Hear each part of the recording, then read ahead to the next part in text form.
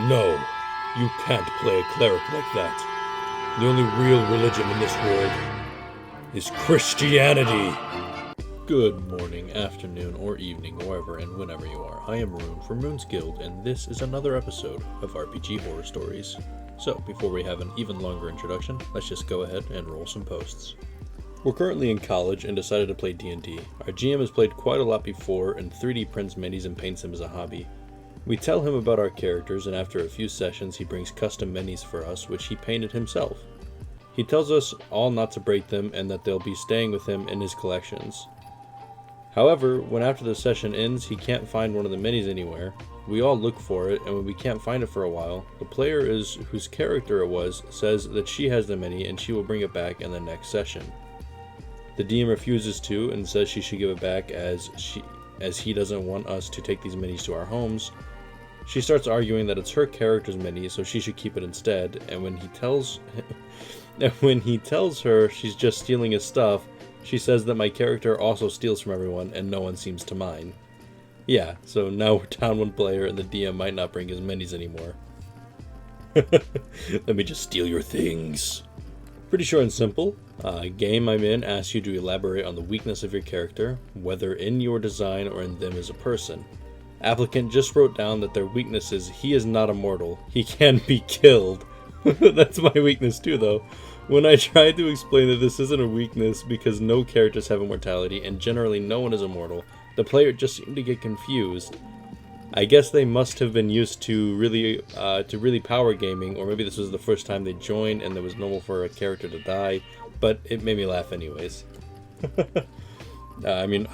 I personally can say my weakness is that I'm immortal. I'm not immortal. Don't read too much into that. That was a mistake. Next post! I'm a big Star Wars fan, and have always wanted to play in a Star Wars TTRPG, so naturally when I saw an ad for a Star Wars 5e game looking for players in a D&D Discord server I'm in, I immediately jumped at the chance to join. The DM accepted me along with 4 other people, and we all joined his server for the game. The DM quickly let us know that it was both his first time DMing and that he isn't an expert on Star Wars lore. Neither of these things were big red flags. Some Star Wars fans can definitely be jerks about people not knowing everything and act like gatekeepers about it, and I understood he was definitely looking to avoid that experience. I told him to not worry about it because everyone starts somewhere and I'm not an expert on Star Wars lore either. One of the other players said that he was, though, and immediately offered to help the DM with any lore questions. We determined a starting date for our first session about 2 weeks later and started building our characters. They were all pretty basic since we didn't want to overwhelm a new DM with a bunch of detailed backstories. My character was a Twilight bounty hunter, but you'll soon see why I don't remember what characters anyone else played. The first session starts with the DM scrambling to get ready. You're all on a ship. I don't have a map of a ship ready. Let me try to find one. We chat for a bit about our favorite Star Wars characters, movies, etc. as we wait. It's taking him a while, so one of the players says, I'm DMing a Traveler campaign right now. Do you want one of my ship's maps? The DM gratefully accepts and loads the map into Roll20. The DM makes no attempt to set the scene other than you're all on a ship, and none of us have any time to describe our characters or introduce them to each other.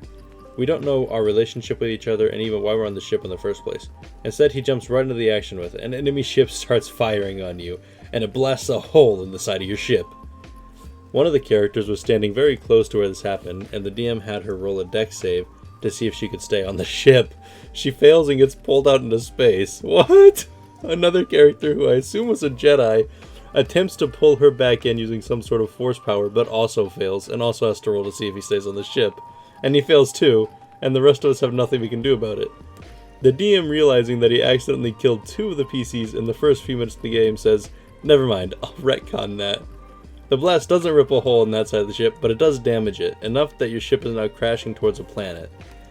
Do we know what planets are nearby? I ask him. Yeah, Tatooine, he says. He pronounces it as Tatooine, not Tatooine. Then he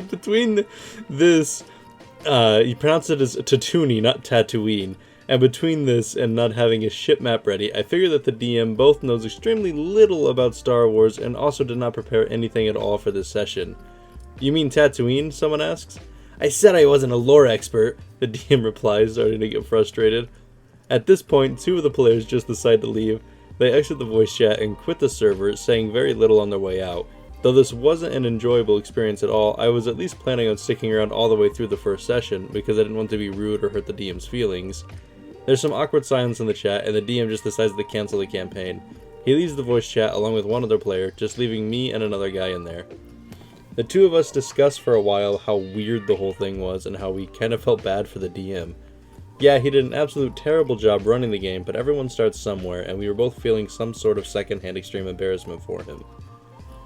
After all this, I really hope that this one bad experience doesn't scare the DM off from any future DMing attempts. He obviously was not ready yet, and it baffles me as to why he would choose to run a Star Wars game when he knew nothing about the setting. But I feel bad for the guy, and hopefully he can learn from this experience. Some good did come out of this story, though. I kept in touch with the other guy who stuck around in chat, and he ended up inviting me to the game he DM'd. Well, I don't have much to say about that. Just, I've been in that same position before, where I haven't been exactly ready, and luckily my players are very nice, and will wait for a second for me to find a map. Sometimes I think I have one prepared, and then I look at it like about to start the game, and I'm like, you know what, this isn't actually what I want. This is what I envisioned for this. The only thing that's just kind of funny about this is, or I suppose not funny but bad, is not knowing the lore. I personally think that if you are DMing like a setting, pre-written, homebrew, whatever, or borrowing from another lore system, you should at least know the bare minimum so you can pronounce the worlds or the places correctly instead of Tatooine. Yeah, next post. I would like to preface this by saying that the DM has learned from many of his mistakes and now has table rules to prevent this from happening again. The cast of the story is as follows. Me, female half-elf barbarian, and eventually wood-elf homebrew sun paladin. That's a change. The DM, my fiancé and a veteran of both DMing and playing for over 10 years. The problem player, Terry, a female human homebrew shieldmaster fighter, and eventually a homebrew Zen archer monk air... That was a lot. Ganassi. A few years ago, my fiancé and I were looking to start up a new campaign after moving, and decided to start one with only myself and a longtime friend of ours who had recently become our roommate, as we all had a big love of D&D and we hadn't played since our big move. It was a campaign in a completely homebrewed world that the DM had been working on for over a year, at that point with its own lore and gods. I had only played in 3 campaigns at that point, only one of which ended up finishing, which is a campaign Terry had been a part of as well. We had all started in 3.5, but decided to run in 5e this time. So I rolled up a half-elf barbarian from a land reminiscent to medieval Scotland. She was the daughter of her clan's chief and was hoping to one day prove herself worthy of taking her father's place. Terry rolled up a female shield fighter soldier who was finishing boot camp who wanted to make a name for herself in the military as a battlefield tactician. The DM brought in a DM NPC as a male Lumen cleric as a healer. At first, everything was fine, and the party got along great. We were the founding members of a super-secret organization started by the God King of the human capital that were meant to fight against the forces of fanatical evil in defense of the material world, and we had already solved a few mystery cases involving some evil cults. We were about 10 sessions in before things started to unravel. The DM NPC sacrificed himself to save Terry's character from falling into a pit of lava. This was a huge blow to the party, as the DMPC had become a great friend and confidant to our characters. After the DMPC's death, Terry's character started to change. We went into a city where it was very steampunk themed, and Terry started to boast about who we were to anyone with any semblance of authority, despite the order from the God King himself that we were to hide our identities, and as far as the world at large was concerned, we did not exist. As an example of this, she announced our characters' full names, where we came from, and who sent us to the police chief of this town, in the middle of a crowded lobby of the police station, full of cops and civilians alike. Without going into too much long-winded detail of the events that transpired, here is a bullet list of Terry's actions. Terry started to constantly insult me and belittle my character, and her ideas, saying outright that he would never listen to me. Claimed to be a strategist and therefore was qualified to be a detective, despite the fact that nearly every puzzle and riddle that the party was up against, my character had solved. Gaslighted both my character and friendly NPCs whenever he was called on his lies in character. completely restructured the organization that we were both supposed to lead so that I was subordinate to his character and thus ultimately had no say in how things in the organization progressed. My character was not informed of this until much later when she tried to take charge in a situation. As a rule, my character was always wrong no matter what, and even when proven right, would give excuses as to why she should not have been right in the first place. Constantly pushed my character out of the way, sometimes literally, when it came to interacting with NPCs to make sure he was seen as the leader. At this point in the campaign, we had been slowly collecting NPCs to join our organization, and for each one of them, Terry made sure he had something to hang over their heads to make sure they would do whatever he wanted. For instance, a rogue assassin I had recruited had deserted a famous and deadly assassins guild by faking her own death. Well, Terry could easily send a message to said assassins guild to let them know she was alive, or the new healer NPC was trying to find a way to save her comatose son. Well, she only had the funds to continue her research because she was part of this government-funded organization, whose members Terry had supposed final say on who goes and who stays. During this arc of the campaign, the DM had structured each session as horror mystery cases where the big bads of each session were based off of old horror movie villains such as It, Jigsaw, Jason Voorhees, Freddy Krueger, and the like. He even put in Edward Scissorhands as a moral test villain. All of this was supposed to lead up to the reveal or the big bad of the entire campaign, a sort of Moriarty-style mage character who had access to reality-changing magic which brought these old story monsters and villains to life. It was all very thrilling and had me on the edge of my seat each session. I thought Terry was enjoying himself too, since he had wanted to play his style fighter as a sort of Sherlock Holmes style smart character. Apparently this was not the case. During a particularly climactic session where we took down Jigsaw, who was in a steampunk tank by the way, and Jigsaw revealed, Jigsaw was in his tank? That's kind of sick. And Jigsaw revealed that apparently Terry's character was in love with my character. How someone can be in love with a person they emotionally and mentally abuse, I'll never understand it. Yeah, that's a dip for me. Things got awkward between our characters, since obviously my barbarian was like, "You know," and Terry said, "My character was waiting for the right moment to tell her. She wanted to do a big romantic scene where she asked OP's barbarian to be her girlfriend. Now it's ruined." Now some of you might be asking, why didn't my character just leave? Well, remember how I said Terry made sure to have something to hold over NPC's head to get them to do what he wanted? Well, that wasn't exclusive to NPCs. You see, my character was being hunted by the God of Murder's followers because she was apparently the reincarnation of the god's mortal bride. She had actually been running from them in the beginning of the campaign after being captured and tortured in an attempt to reawaken her lost memories of a past life. The only thing keeping those cultists at bay was her membership in the organization and the fact that our handler was a demigod. Terry made sure to remind her that if she left or was kicked out, "You'll be completely defenseless and they'll capture you again, and I couldn't bear to lose my best friend." Best friend. Right, okay, sure, I believe that one. Some of you may be asking, why didn't I just leave the campaign? Well, at the time, this was my only access to D&D, and my fiancé was the DM, and I lived with both of them. And I hadn't yet learned the adage of, no D&D is better than bad D&D. After the session with Jigsaw, the DM asked his usual, "How'd y'all enjoy the session?" I said I had a blast, but Terry huffed and said, "I'm getting bored with these cases. Can we just get to the final case already?" This completely devastated the DM, since he had been structuring this arc of the campaign for Terry specifically. We ended the session there and went about our lives till next week when the DM sat us down and said he had decided to do a soft reset of the campaign since he couldn't really see a way forward that wasn't a bunch of bullcrap, since one of his two players wasn't having fun with the current arc. So we could keep our characters, but we would be given a chance to change race and or class and be set back to level 1. Terry jumped at this saying, "That sounds perfect. Fighter is a crap class and I wish I'd known that before I picked it." That's completely false. Fighter is an amazing class. I asked him what he meant by that and he said, "You're constantly out damaging me and I'm always getting knocked out in each combat." I told him it was because he was using a homebrew class that allowed him to attack with the shield, but it only did a d6. That's your problem! That's your problem. Fighters can do a lot of damage in like 30 milliseconds, so if you're not able to actually kill something or not die during a fight as a fighter, you're doing something wrong. And that something wrong is using a homebrew class to attack with a shield that does a d6? Why? Back to the story. But it only did a d6. While I was using a great sword, which did 2d6 plus my rage and strength bonus. He had also forgotten to use his HP when he leveled up. He was running around with a level 7 fighter with a level 3 fighter's health. Oh, that's kind of on the DM, though, for not making sure that he's leveling up properly and making sure he picks a good class. I don't know, that's on the DM a little bit. This apparently didn't matter, despite the fact that the DM had given him a special homebrew lance that allowed him to attack with it and use his attack bonus to attack with a shield. This was not good enough for Terry. I want my character to be a shield build only. She's supposed to be a tank.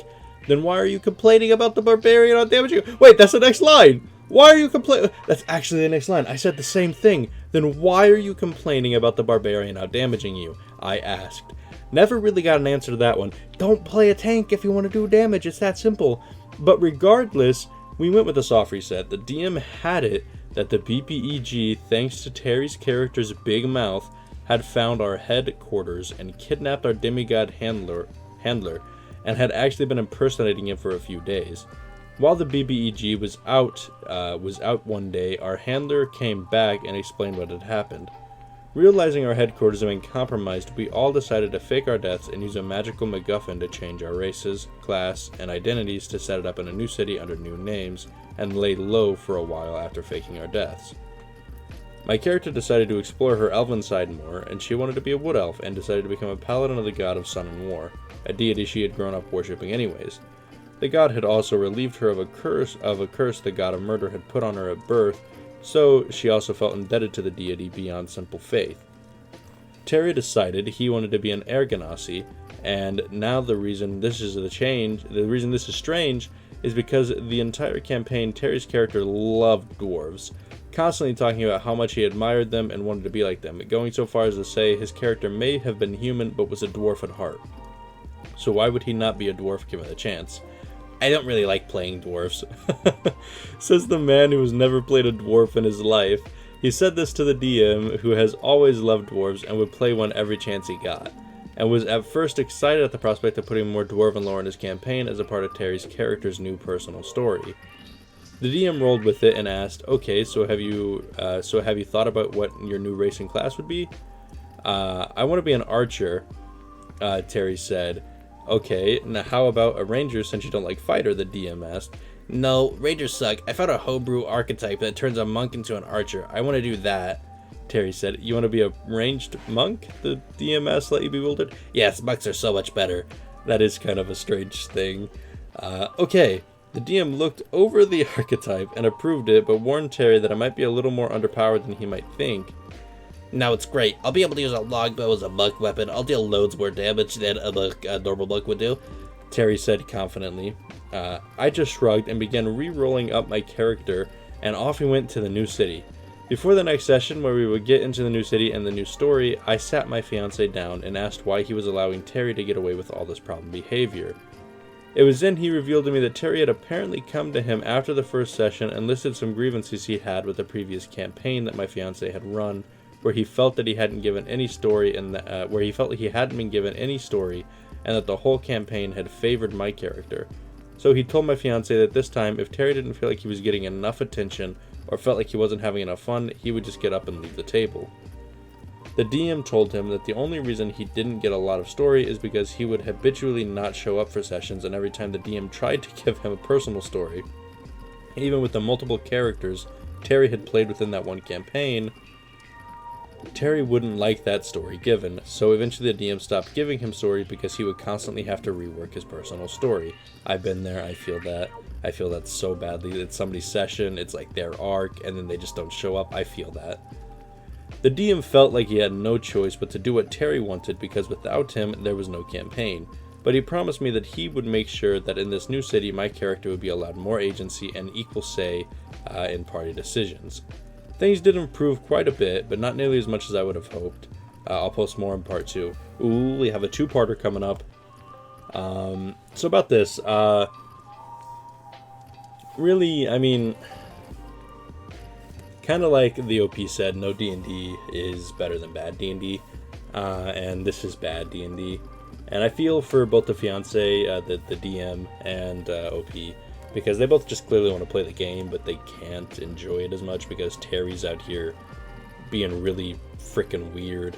It's like, oh yeah, I want to use a shield and I want to beat people with it, but I refuse to accept that my shield doesn't do damage. I don't know, get a spike shield. That does some more damage, you know, and then you'll do 1d6 plus 1d4. Or, you know, just talk to the DM about maybe buffing your damage, or, you know, like add some more strength to your character and then see if you can add that to your damage. I don't know, there's a lot of things you can do. It's a TTRPG. You can change it to be more enjoyable. I mean, I have a homebrewed sheet that we use that is so far different from the base 5e sheet that I mean, it might as well be its own session, or its own session, its own style of game. I don't know, it's just like, a lot of people forget that there's a lot of things that you can just change about the game to enjoy it more, and just sort of forcing yourself to dislike the game or play the game that you don't like because